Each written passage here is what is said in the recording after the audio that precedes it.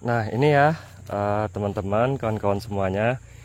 Kalau yang ngikutin video saya pasti sudah pernah lihat juga beberapa hari yang lalu setelah saya lakukan pembersihan. Saya pernah bikin konten ya, bikin video untuk menampakkan posisinya juga di tempat yang sama yang seperti ini. Dan ini adalah tanaman yang saat ini. Yang ini adalah tanaman yang kita berlakukan pemberian booster. Nah ini ya, jadi ada lahannya, ada dua yang kita lakukan pemberian booster. Yang pertama kali yang di atas, yang kedua kali yang di bawah. Nanti kita akan melihat yang di bawah. Nah ini untuk yang di atas, posisi saya sama dengan video yang beberapa hari yang lalu ketika saya melakukan pemberian booster dan juga pembersihan gulma ya. Dan ini hasilnya ya. Nah, ini pembosteran itu ya difungsikan untuk memaksimalkan di masa vegetatif atau di masa pertumbuhan. Nah seperti itu. Memaksimalkan apa bang? Nah kita itu memaksimalkan pertumbuhan rantingnya. Seperti ini. Tuh ya, baru tumbuh. Kelihatan. Nah, memaksimalkan pertumbuhan rantingnya. Nah, kalau dia sudah berusia kayak 15 bulan ya, kayak hampir mau 2 tahun, terus rantingnya masih sedikit, otomatis pas dia melakukan pembuahan atau memulai ya starter yang namanya pembungaan, maka hasil dari bunga atau bunga tersebut tidak akan maksimal. Kenapa tidak maksimal? Karena tidak ada kedudukan tempat pembuahan atau pembungaan, rantingnya sedikit. Nah makanya harus kita perbanyak ranting ya, seperti ini. Nah ini dia tumbuh ada 3, teman-teman lihat. Tuh, ini yang tengah-tengah ini ya, ini titik tumbuh intinya. Yang tengah-tengah ini adalah titik tumbuh intinya atau titik tumbuh atau yang disebut sebagai meristem. Nah, jadi banyak yang komentar bang bahasanya terlalu tinggi. Nah, makanya kita nggak usah pakai bahasa biologinya ya. Jadi ini yang tengah-tengah ini adalah batang utama yang nanti akan jadi cikal bakal batang utama ini. Yang kiri kanan adalah ranting. Nah, ini hasil dari pembosteran. Nah, pembosteran itu ya, dia itu akan memaksimalkan pertumbuhan atas ya, ke bagian atas dan ke bagian samping. Bagian atas itu yang sering saya sebut-sebut sebagai pertumbuhan apikal. Kalau yang ke samping adalah lateral ya. Ini namanya pertumbuhan lateral. Lihat. Nah, jadi ruas ini akan juga bertumbuh. Jadi yang kita lakukan ya, pembosteran atau yang kita rangsang, yang kita dalam tanda kutip yang kita paksa pembelahan selnya. Jadi sel itu pada tanaman dia itu bisa membelah diri, dia itu bisa melakukan pembelahan secara alami. Namun kalau secara alami tentu saja pembelahannya normal-normal saja, seperti kita kasih pupuk, MPK dan sebagiannya. Nah kalau kita ingin pertumbuhannya lebih cepat, maka dilakukan pembosteran. Artinya menambah ya, menyuruh atau memaksa tanaman itu untuk melakukan pembelahan sel 10-30 kali lipat daripada pertumbuhan normalnya. Nah, seperti ini contohnya. Jadi, pembelahan sel itu apa? Pembelahan sel itu adalah memperbanyak diri sendiri. Jadi, misalnya dia batang ini ya, misalnya anatomi atau morfologi dari batang ini ada ranting ya, ada pucuk atas, misalnya seperti itu ya. Nah, pembelahan sel itu dia tetap alami, cuman dia akan melakukan banyak daripada umumnya. Nah dia itu akan memperbanyak ini di belah-belahnya ini. Nanti sel di dalam ini membelah-belah terus dan akan memperbanyak ranting kiri dan kanan dan pertumbuhannya. Nah itu pembelahan sel itu nanti akan berfungsi sebagai apa? Sebagai memperbanyak klorofil. Klorofil itu yang mana? Yang hijau-hijau ini, yang teman-teman lihat ini. Nah yang kilat-kilat seperti ini. Nah klorofil, lalu klorofil itu akan mengambil apa? Akan mengambil cahaya matahari untuk memulai starternya fotosintesis. Nah, fotosintesis itu untuk apa? Sebagai gudang. Gudang apa? Gudang penyimpanan nutrisi. Nah, seperti itu ya teman-teman. Ini yang penampakan di lahan di atas ya. Lahan di bawah itu ini ya, di bawah sini ya. Ini memang sengaja rumputnya nggak saya tebasin karena kita akan lihat bagaimana cara tanaman ini ya mendapatkan nutrisi dalam perebutan bersamaan dengan pembelahan sel yang berlipat-lipat ganda. Yuk kita lihat yang banyak rumputnya.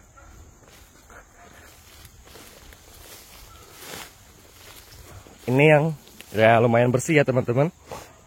Nih. Dan ini ya digigitin serangga. Ini ada Arabica ini. Nah, ini yang hutan rimbun ya. Tetap bisa aja bertumbuh.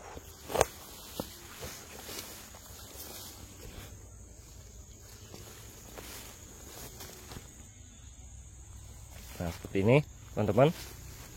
Dan kita lihat juga yang ini. Lalu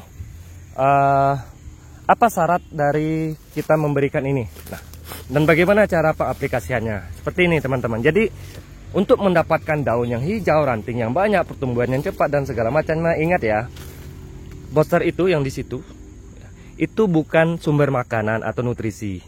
Itu bukan sumber makanan atau nutrisi ya teman-teman. Jadi booster ini ya komposisinya yang di luar daripada tanaman ini bukan ZPT. Kalau ZPT itu adalah yang di dalam tubuh tanaman itu yang sebenarnya sudah berjalan secara alami. Dia ada secara alami seperti gibberellin, auksin dan sitokinin dan segala macamnya. Nah, kalau yang di luar ZPT itu ada namanya kayak fitohormon, kimikal ya, farmasi dan sebagiannya. Jadi teman-teman jangan salah kaprah bahwa nanti teman-teman bilang wah itu sumber makanan, bukan. Jadi syarat untuk melakukan pembosteran adalah tersedianya ya bahan cadangan makan pada lahan. Nah, makanya saya selalu edukasi dan ajak teman-teman stop menggunakan herbisida. Nanti saya akan jelaskan ya herbisida, maksudnya pupuk kimia dengan pupuk kandang itu macam mana prosesnya. Karena manusia kita ini, petani kita ini cuma taunya itu yang kulit luarnya saja, yang bagian umumnya. Oh, bahan kimia ini cepat serap. Kalau misalnya kompos itu lambat serap. Nah, seperti itu. Kan alasan lambat serapnya apa? Alasan cepat serapnya apa? Zat apa yang terkandung di dalam kimia itu? Bahan-bahan apa saja yang ada di dalam kompos itu sehingga dia lama diserap? Kan nggak bisa dijawab. Nah, karena itu harus ada ilmiahnya dulu baru bisa dijawab. Nah, nanti akan kita bahas itu. Nah, kalau kita tidak mencukupi nutrisi dari tanaman ini lalu kita paksakan itu tanaman ini untuk tumbuh, siap-siap saja akan jadi kayak gini. Ya. Tuh. Nah. Ya, tumbuh, ya tumbuh. Apakah seperti kawannya? Enggak. Ini batangnya aja yang besar, ini batang tua ya, teman-teman. Nah, batangnya saja yang besar. Isinya nggak ada. Artinya ya cuma sekedar besar-besar saja. Sedangkan ini yang kecil-kecil, yang bocil-bocil ini. Jadi bagi teman-teman yang sering lihat video short saya dari YouTube ataupun TikTok, pasti pernah lihat lahan ini beberapa hari yang lalu ya. Nah, ini sekarang perkembangannya udah seperti ini. Jadi syaratnya tadi apa? Kasih makan. Anda itu lembur ya. Anda suruh tuh tanamannya lembur, tetapi nggak digaji. Besok yang nggak mau kerja lagi dia. Artinya dia tidak akan memproduksi apa yang kita kehendaki. Kan kita suruh dia tumbuh cepat. Nah, makanya harus diberikan nutrisi yang tepat ya, yang banyak. Seperti ini. Nah, pertanyaannya lagi, Bang, bagaimana ya ciri-ciri tanaman kita itu responsif? Jadi saya sering bilang bahwa tidak seluruh tanaman sensitivitasnya sama ketika diberikan booster tersebut. Nah, jadi sensitivitas tadi adalah ketika tanaman itu menerima baik booster yang kita berikan ya, menerima bagus welcome terhadap zat yang kita berikan tadi ya, untuk dia melakukan pembelahan sel, maka kita akan bisa melihat dalam beberapa hari ya, 7 hari sampai 2 minggu itu paling lama, dari daunnya saja. Nah, dari daunnya saja. Seperti ini, teman-teman bisa lihat dari daunnya, dari rantingnya, dari kerapatannya ya, teman-teman bisa lihat sendiri nanti. Nah, dan itu apakah yang seperti ini bisa dilakukan tanaman ini secara alami? Bisa. Tanpa booster bisa, teman-teman. Ya, namun seperti yang saya bilangkan di awal video bahwa pertumbuhan alami ya sekedar alami. Anda pernah lihat binaraga nggak? Kira-kira masuk akal nggak kalau orang hanya ngangkat besi, badannya itu bisa sangat besar Ya maksudnya binaraga yang udah go internasional yang besar-besar gitu ya. Itu nggak masuk akal. Itu ada namanya steroid, testosteron, ya, ada tren A, tren E, perambolan di dalam itu yang dia injekkan ke badan dia. Nah, dia menyuruh apa? Menyuruh diri dia agar memperbesar otot, agar ada anabolik dari tubuh dia, ya. Jadi ketika otot dia luka, maka bisa langsung diperbaiki oleh tubuhnya sendiri. Nah, tetapi dengan satu syarat apa? Dia harus latihan dan juga ada protein. Makanya dia makan telur banyak, dada ayam dan segala macamnya. Nah, seperti itu juga dengan tanaman. Ya, dia akan melakukan pembelahan sel, ya, memperbanyak fotosintesis, klorofil, stomata dan segala macamnya. Ya, kita sediakan protein untuk dia. Kita lihat nanti, biar dia yang kerja. Kita lihat bagaimana hasilnya. Kalau sensitivitas itu diterima, maka yang seperti itu ya, dia akan mengkilat-kilat, pertumbuhannya akan cepat. Dan teman-teman, nah yang seperti ini ya, dan teman-teman akan bisa merasakan sendirilah sensasi perbedaannya ketika di lahan yang sebelum dan setelah.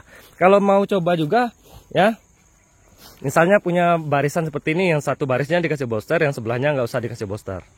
Nah, nanti akan kelihatan itu. Nah, Bang, apakah hanya contoh ini saja? Ada contoh yang lain yang mana ini bisa berakibat kematian ya teman-teman. Nah, ini ya, umurnya sama kayak yang sebelah ini. Ini, nah, nih, tuh, umurnya sama, tapi pertumbuhannya berbeda di baris yang sama juga. Nah, seperti itu. Jadi syaratnya jangan pernah memberikan booster tetapi sumber dayanya tidak tercukupi. Cukupi dulu sumber dayanya, maka berikan booster. Artinya apa booster ini?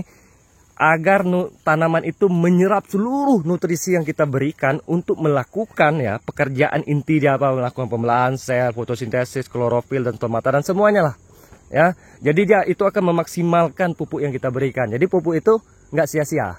Nah, karena booster ini akan melakukan pembelahan selnya bukan hanya ranting saja, akar kalian akan diperbanyaknya, akar serabutnya akan diperbanyak, akar tunggangnya akan diperdalam lagi. Untuk apa? Untuk menyerap nutrisi. Nanti ketika musim panas, ya, musim panas tanaman ini tidak akan stres. Nah, terlebih ada tanaman yang baru, Bang. Tanaman yang baru saya pindah tanam, apakah bisa saya berikan booster? Jawabannya bisa. Karena di dalam booster ini, ya, itu ada terkandung tria namanya. Jadi dia itu menekan tingkat stres tanaman, seluruh tanaman. Nah, seperti itu ya teman-teman. Apakah ini bisa untuk alpukat dan segala macam? Ini bisa untuk tanaman yang beranting. Artinya ketika buah yang seperti ini ya, bunga seperti ini, ketika ranting, ya, ketika ada tanaman yang beranting, yang mana buahnya kita panen di ranting, itu bisa diberikan booster ini. Yang belum pernah kami lakukan adalah satu, untuk memperbanyak atau mempercepat dari ya namanya tanaman karet. Nah, itu nggak bisa. Lah kenapa Bang? Nggak bisa? Ya karena yang dipanen airnya. Ya, itu nggak bisa kami lakukan dan belum pernah. Bukan nggak bisa, bisa, tapi tanaman karetnya nggak ada di sini. Jadi nggak bisa kami uji coba. Nah, itu yang pertama. Yang kedua, nilam tadi. Nah, tanaman nilam ini sedang kami lakukan juga uji coba di Aceh Tenggara ya, kalau nggak salah. Di Aceh Tenggara kepada salah satu teman ya, sahabat kami juga di Aceh Tenggara. Dia seorang kesehatan ya, kepala puskesmas di sana dan memiliki lumayan lahannya, dan di sana ada tanaman nilam kita berikan juga. Ketika dia mengambil orderan dari kami, kita selipkan sedikit untuk dia uji coba ke nilamnya. Nah, itu saja ya teman-teman. Nanti kita akan bikin video lanjutannya perbedaan dari kimia sama kompos tadi. Kita akan bikin di bawah situ ya teman-teman, sekalian untuk melihat yang sudah di booster di bawah situ. Ada yang bunga-bunga juga. Terima kasih teman-teman, itu saja. Wassalamualaikum warahmatullahi wabarakatuh.